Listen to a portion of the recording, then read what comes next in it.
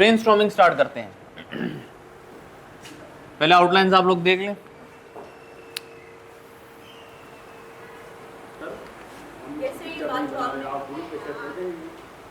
मैं आपको शेयर करवा दूंगा ना खुद से, इसके अलावा और भी हैं, मैं आपको से बता रहा हूँ कि आपने ये करना है, कोई इतनी मुश्किल चीज़ नहीं है ये, ठीक है। फ्रेज में लिखें, उसमें लिखें, एटलीस्ट यूनिवर्सल हेडिंग सही डालें, स्ट्रक्चर तो सही बनाए, खाका तो सही बनाए इसका। यार ये देखो स्टार्ट किया मैंने इंट्रोडक्शन से, किससे? ये मेरी कौन सी हेडिंग है? यूनिवर्सल हेडिंग है मेरी, हो गई इंट्रोडक्शन। अब आपकी मर्जी, आप इसके नीचे कोई लाइन लिखो या ना लिखो, मैं अपना अब जो मैं लिखता था वो बता रहा हूँ। मैंने ए लिखा,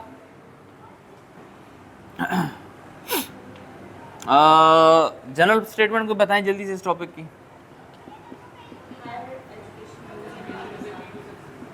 नहीं नहीं नहीं नहीं नहीं नहीं नहीं नहीं जी,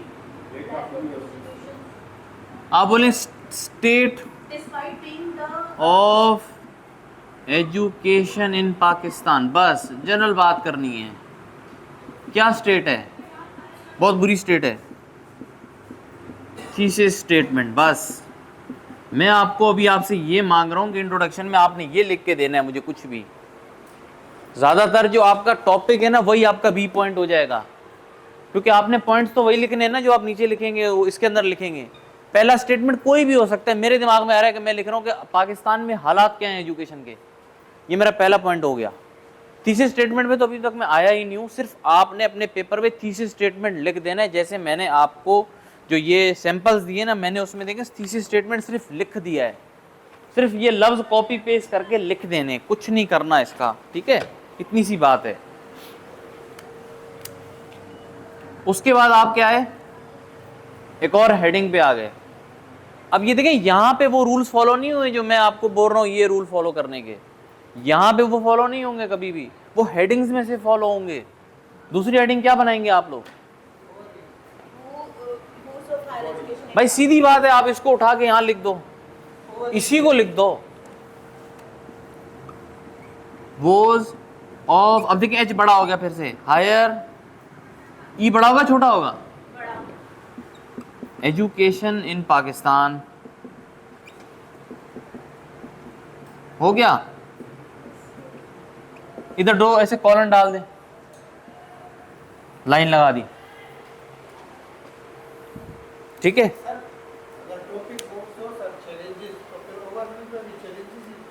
मैं तो यही आपको बोलूंगा, अगर आप चैलेंजेस लिखोगे ना यहाँ पे, आपका बिल्कुल ठीक जा रहा है, ऐसे कोई मसला नहीं है। मगर मैं ये समझता हूँ कि जो आप नेचुरली इंसान ऐसा होता है ना, आपको लगेगा कि आप इधर उधर जा रहे हैं, तो एग्जामिनर को और रेलेवेंट रहने के लिए ना आप वही चीज़ उठा के लिखो जो आपसे पूछी गई है। बेस्ट तरीका वही है जो पेपर में आपसे पूछा गया है, ठीक है ना। अब मिसाल के तौर पर इसकी आपने दे दी। अब देखें, याद रखना, इसमें आपने, उन्होंने आपसे पूछा ही है तो आप सबसे ज़्यादा पॉइंट्स इसमें डालेंगे। अगर सॉल्यूशंस मांगेगा तो 1 या 2 दे देंगे, मगर इसमें आपको तकरीबन 7 to 8 आपने आर्गुमेंट्स लिखने हैं, इसको वेटेज देनी है।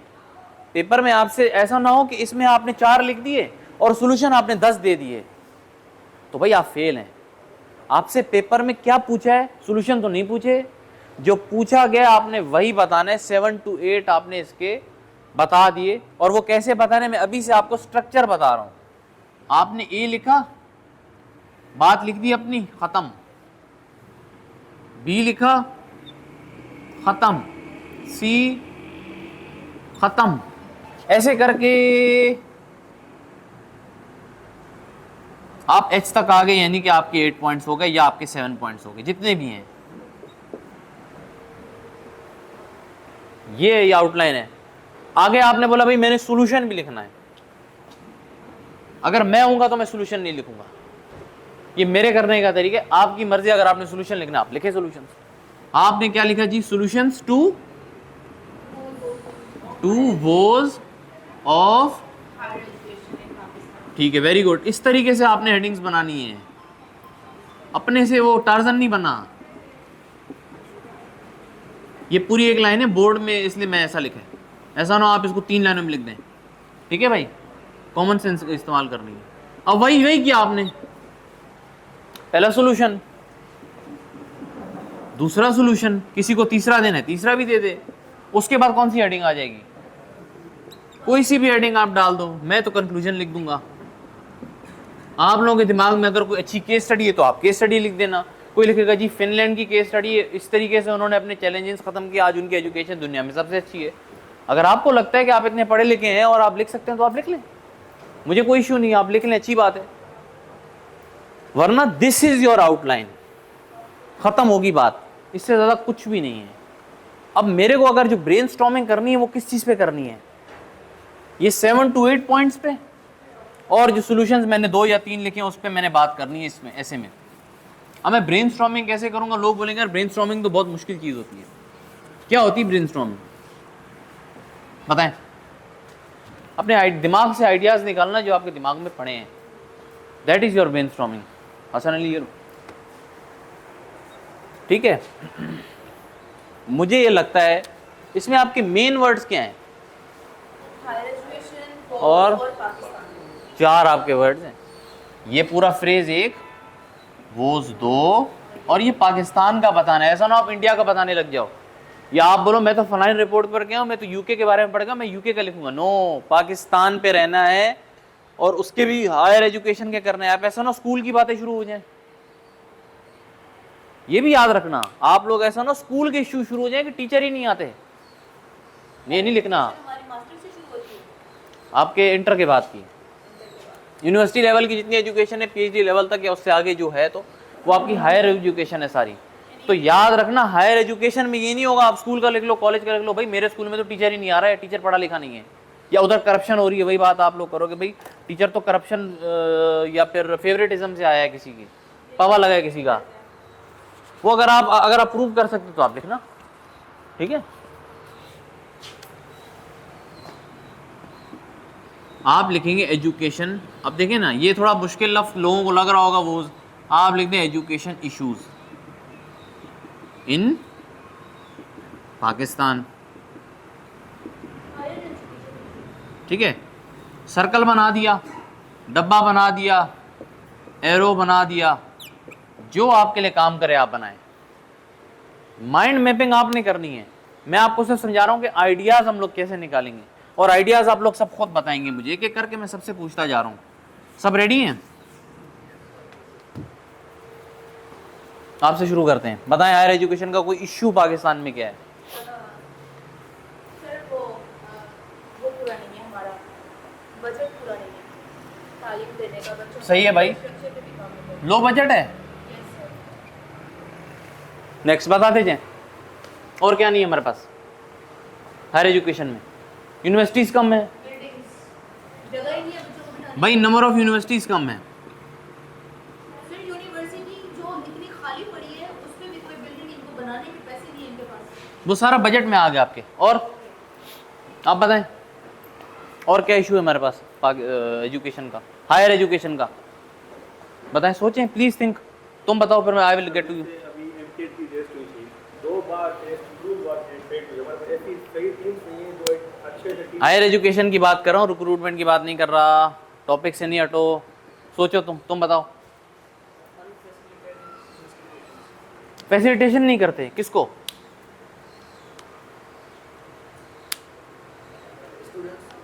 कैसे, मतलब थोड़ा मिसाल दो। सबको मिसाल चाहिए, मुझे समझ नहीं आ रही, आप मिसाल दें। कैसे फैसिलिटेट नहीं करते बच्चों को?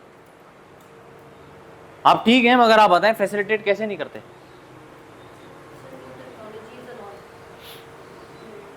ठीक है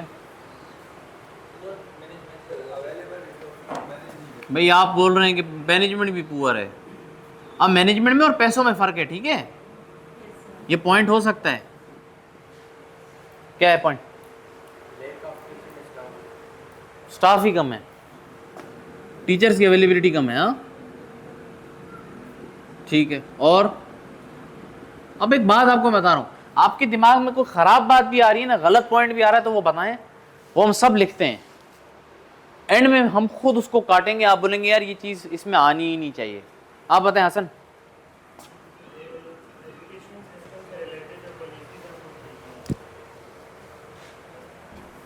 पॉलिसीज कह रहे हैं आप, ठीक है। सबको अपने एमसीएट वाला टेस्ट रिजल्ट हुआ था, उनको ये हुआ हुआ है सर, वो इसमें नहीं है सर इंक्लूड? उसमें आप कैसे लिखेंगे, मैं आपसे पूछूं, क्या लिखेंगे आप? जैसे पुअर टेस्ट कंडक्टिंग टीम, ऐसी टीम जो टेस्ट कंडक्टिंग। देखो वो रिक्रूटमेंट के लिए हो रहा है, उसका हायर एजुकेशन से मुझे नहीं लगता कोई ताल्लुक है। सोचो कुछ और, आप बताओ। हमारे पास जो यूनिवर्सिटी में बुक्स हैं, जो कोर्स ऑफ नए हैं, ओल्ड करिकुलम भाई, वेरी गुड। दुनिया कहीं और से पहुंच के हम बोलते हैं ना अभी भी 1970 की बुक्स पढ़ रहे हैं, तो ये ओल्ड करिकुलम है ना। आप बताएं। ब्रेन ड्रेन हायर एजुकेशन की वजह से।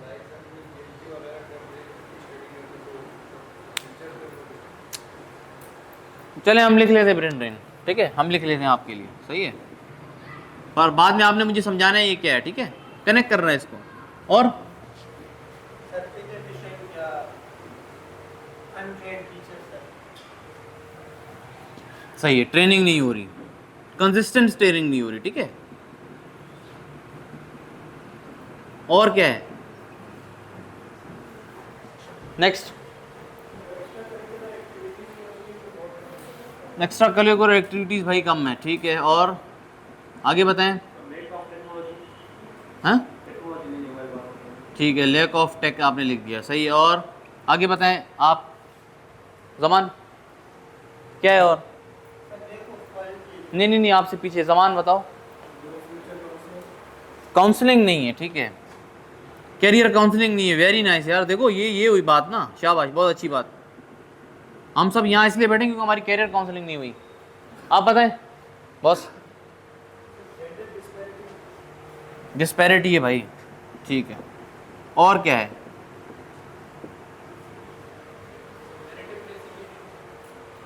मेरिटोक्रेसी के इशू है, डीमेरिट है।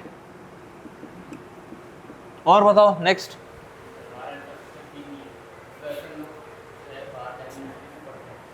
आप बोल रहे हैं इंफ्रास्ट्रक्चर,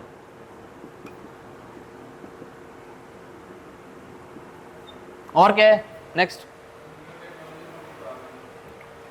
टेक्नोलॉजी नहीं है, लैक ऑफ टेक होगी। आप यार लिखो रिसर्च एंड डेवलपमेंट नहीं है, कहाँ है रिसर्च हमारे पास? आप दूसरी चीज ये बोलें कि भाई पब्लिक और ये जो प्राइवेट यूनिवर्सिटीज है उनके बीच में कितना बड़ा गैप है उनके बीच में। हर बार भाई लम्स का बच्चा जो है वो फर्स्ट आ जाता है, ऐसा क्यों है? ठीक है। और हमारे पास क्या है? हमारे पास बिजनेसेस और यूनिवर्सिटी के बीच में कोई रिलेशन ही नहीं है। यूनिवर्सिटियां क्यों होती हैं मुझे बताएं। प्रोड्यूस द फ्यूचर कौन सा फ्यूचर? फॉर द स्टेट, जिसमें वो हर यार आप समझो, यूनिवर्सिटियां या एजुकेशनल इंस्टीट्यूट्स फैक्ट्रीज हैं जो स्किल्ड वर्कर निकाल रही हैं आखिर में। पहली बात, स्किल्ड वर्कर जब नहीं निकल रहा, और दूसरी चीज आपके बिजनेसेस यूनिवर्सिटीज के साथ कनेक्ट ही नहीं है। मैंने तो नहीं सुना कि किसी यूनिवर्सिटी के साथ कोई बिजनेस पार्टनरशिप किसी की हो, किसी का MOU साइन हुआ हो। साइन भी हुआ हो तो फिर भी कोई काम नहीं होता उस पर। आपके पास ऐसा कभी आपने सुना होगा, यार मैं तो यूनिवर्सिटी के बीच में पॉलिटिकल साइंस पढ़ रहा था फॉर एग्जांपल, और मुझे फलानी जगह से ऑफर आ गई कि भाई आप आके ना हमें पॉलिटिकल साइंस पे आगे रिसर्च करके दें। मैंने तो नहीं सुना ऐसा, किसी ने अगर सुना है तो बहुत बड़ी बात है, ठीक है जी। और वही है कि जी थ्योरेटिकल पे ज़्यादा फोकस है। क्या ठीक है। और आप एक और चीज लिख देंगे भाई, पॉलिटिसाइज्ड है आपका स्टाफ यूनिवर्सिटी का। आप अक्सर अखबार देंगे वीसी। आजकल भी कराची यूनिवर्सिटी के एक वीसी के बारे में कोई खबर आई है। ये कितने पॉइंट्स हो गए, गिन के बताएगा कोई? आगे वाला बताओ कितने हुए, गिनो।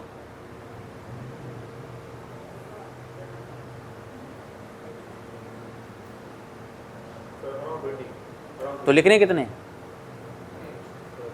तो कौन से लिखोगे? वो लिखोगे जिस पे तुम लोग के पास कुछ ना कुछ है और तुम लिख सकते हो। तो पॉइंट्स तो तुम लोग के दिमाग से हैं, कोई बड़ी चीज तो इसमें थी नहीं। आप लोगों की सोच से ही निकलेंगी ये चीजें मेरे हिसाब से। यार अगर आप लोग क्योंकि ग्रेजुएट्स हो ना, आप लोगों को कोई भी टॉपिक दिया जाए ना तो एटलीस्ट आप उस पर 4 पॉइंट्स तो निकाल ही सकते हैं, कहीं ना कहीं से छान के निकाल लो भाई। मैं नहीं कह रहा किसी किताब से देखो, किसी न्यूज़पेपर से देखो, छान के निकाल लो। ये अब आपके पॉइंट्स हो गए। अब आपने इसको ऑर्गेनाइज करना है। क्या करना है? ऑर्गेनाइज करना है किसी 8 पॉइंट्स को, क्योंकि हमारा ज़्यादा टॉपिक वोस पे, तो मैं 8 पॉइंट्स ले लूंगा, ज़्यादा पॉइंट्स बताऊंगा। सबसे ज़्यादा इंपॉर्टेंट है वो पहले होगा, फिर लेस है, और फिर लीस्ट। इस पैटर्न को फॉलो करते हुए आपने अपने पॉइंट्स लिखने हैं, तरतीब देनी है, एक ऑर्डर होना चाहिए आपकी राइटिंग में। ऐसे एक स्मूथ सेल है, आप स्मूथली सेल कर रहे हैं, बीच में पत्थर आ गया, आपकी कश्ती टूट जाएगी, आप डूब जाएंगे। It should be a smooth sail. इसीलिए जो आप यहाँ से पॉइंट्स उठाएंगे ना, एक तो बड़े इंटरकनेक्टेड होने चाहिए, और दूसरी बात उनमें एक ऑर्गेनाइजेशन होनी चाहिए ताकि आप स्मूथ सेलिंग कर सकें। तो आप लोगों के हिसाब से सबसे बड़ा इशू क्या है? इसको छोड़ दें, आपसे अभी पूछ रहा हूं, वैसे हायर एजुकेशन का सबसे बड़ा इशू क्या है हमारे पास? किस चीज की करप्शन?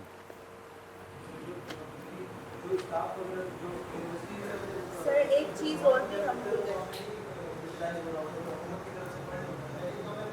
भाई हम बजट को कर लेते हैं, क्योंकि अगर बजट नहीं है तो आप अवेलेबिलिटी को भी, अब देखिए ये उसमें आ गया, अब देखते जाना, ये किधर आ गया?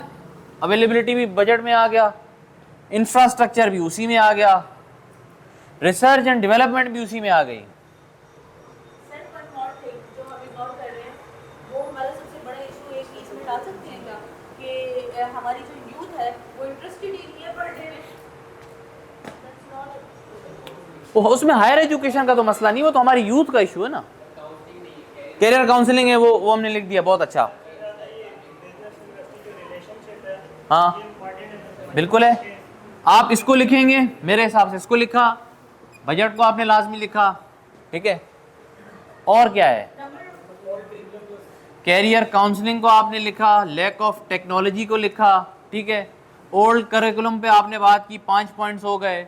नंबर ऑफ यूनिवर्सिटीज कम में, आपका जितना बच्चा है आउट ऑफ स्कूल, अगर वो भी आ जाए तो कहाँ उसको अकोमोडेट करेंगे, आप उस पर लिख सकते हैं, ठीक है। और आपने किस पे बात की कि टीचर की कंसिस्टेंट ट्रेनिंग नहीं हो रही, टीचरों को जो मतलब at the time of recruitment जो ट्रेनिंग मिली उसके बाद बोलो ट्रेनिंग होती ही नहीं है, तो फिर आगे क्या होगा? उसके बाद जो सबसे बड़ी बात है ये देखें, रिसर्च एंड डेवलपमेंट नहीं है। अगर रिसर्च एंड डेवलपमेंट नहीं होगी तो हमारे लोग कुछ भी निकालेंगे नहीं, बल्कि वो हर चीज़ बाहर से इंपोर्ट ही करेंगे। अभी जो यूटोंग की बसेस हमारे पास चल रही हैं, हमारे पास कितना ग्रेजुएट होता है मेकोट्रॉनिक्स का या फिर मैकेनिकल इंजीनियर्स, हमारे पास कितने आते हैं, मगर कितनों ने बस बना ली, आखिर मंगानी चाइना से पड़ी। तो फिर ऐसा करो, जला दो ना यूनिवर्सिटीज़ को। ये आप एग्जाम्पल दें ना, आप बोलें कि भाई ये यूटोंग बसेस कराची की एग्जाम्पल दें, ये यहाँ पे जो चल रही हैं ये हमारे किसी ग्रेजुएट ने क्यों नहीं बनाई, चाइना से क्यों मंगाई गई? देखिए पेपर में ऐसी चीजें लिखेंगे तो आपका ओरिजिनल थॉट नजर आएगा। एग्जाम्पल्स दें डेली लाइफ से, वो खुश होगा एग्जामिनर, यकीन माने आप बोले पब्लिक प्राइवेट का गैप है, आपके 8 से 9 पॉइंट्स आराम से हो गए। डिस्पैरिटी का क्या मतलब होता है? जेंडर डिस्पैरिटी है। जेंडर डिस्पैरिटी ये है कि देखें ना, आपका एजुकेशन सिस्टम जो है वो पेट्रियार्कल है, लड़का लड़का लड़का पेट्रियार्कल है, लड़कों को ज़्यादा सपोर्ट करता है, लड़कियां कम आती हैं यूनिवर्सिटीज़ में। जब लड़कियां ही कम यूनिवर्सिटी में आएंगी, और हमारे पास तकरीबन स्टैट्स बताते हैं कि 49% लड़कियां हैं पाकिस्तान में, तो दैट मीन्स आपकी आधी वर्कफोर्स तो पढ़ ही नहीं रही, तो फिर आप खाक तरक्की करेंगे। भाई आप बताएं क्या है ब्रेन ड्रेन, और इसको इस टॉपिक से भी थोड़ा रिलेट करके बताएं।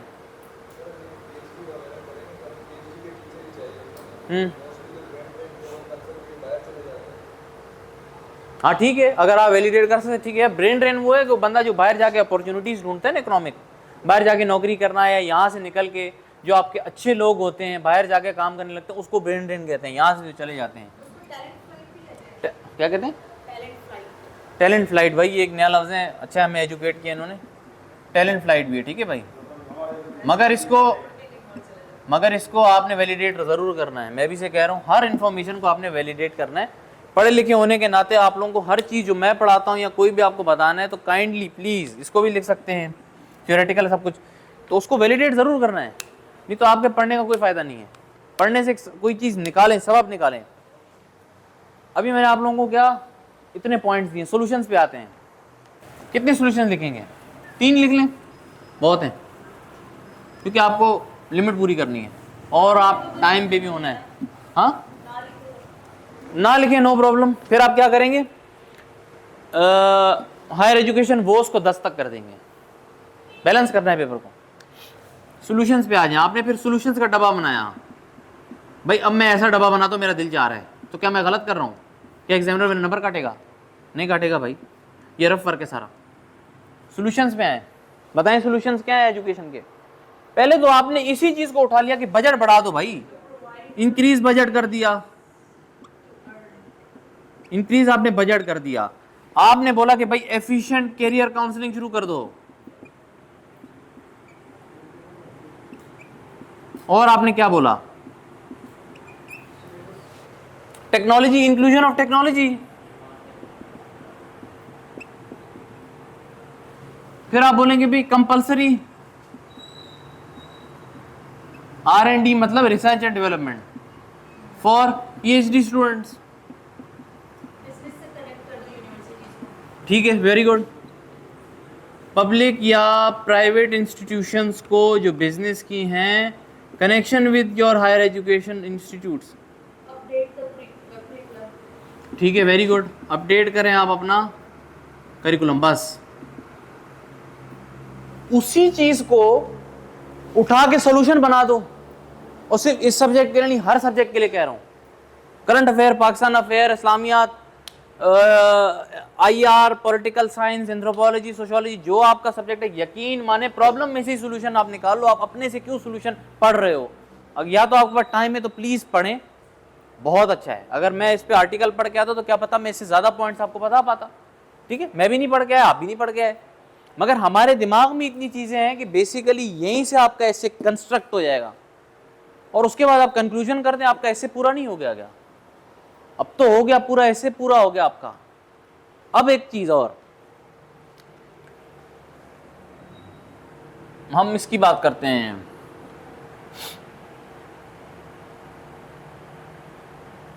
बजट की। जो आपका एसे वो, जब आप हेडिंग में लिखेंगे वोज ऑफ हायर एजुकेशन में, इस हेडिंग को कैसे लिखोगे? मुझे फ्रेजेस बताओ या सेंटेंसेस बताओ। लो बजट को कैसे कनेक्ट करोगे अपने टॉपिक से? पॉइंट्स आ गए सर, कनेक्शन मिसिंग नहीं होना चाहिए। मैं आपको बता रहा हूं, सारे ऐसे में पैराग्राफ्स का, सेंटेंसेस का, हर चीज का आपका कनेक्शन आपके ऐसे के साथ होना चाहिए।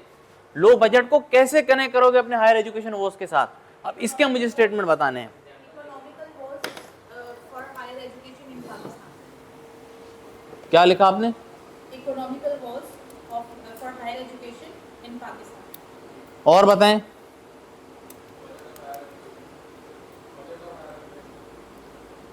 देखिए आप लिख रहे हैं वो क्यों है, क्यों है? आप बोलेंगे भाई due to low budget allocation towards higher education. आपका खत्म हो गया सेंटेंस और फ्रेज। अनस्टेबिलिटी नहीं, बड़ा भी कर सकते अनस्टेबिलिटी तो इंस्टेबिलिटी जो है वो कहां से होगी? फाइनेंशियल। पैसा तो गवर्नमेंट के पास है, गवर्नमेंट बजट कम दे रही है।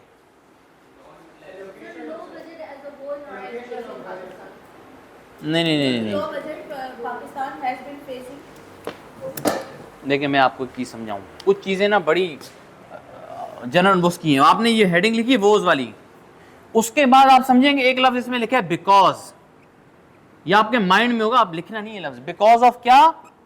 Because of low budget allocation towards higher education. ये आपका सब पॉइंट लिखने का तरीका होना चाहिए। जैसे आपने कहा था बड़ी बड़ी स्टेटमेंट। हाँ हाँ, ये आपका टॉपिक सेंटेंस बनेगा। Very good. पैराग्राफ का टॉपिक सेंटेंस फिर ये बनेगा। अब ऐसा नहीं कि इसी को लिख दिया।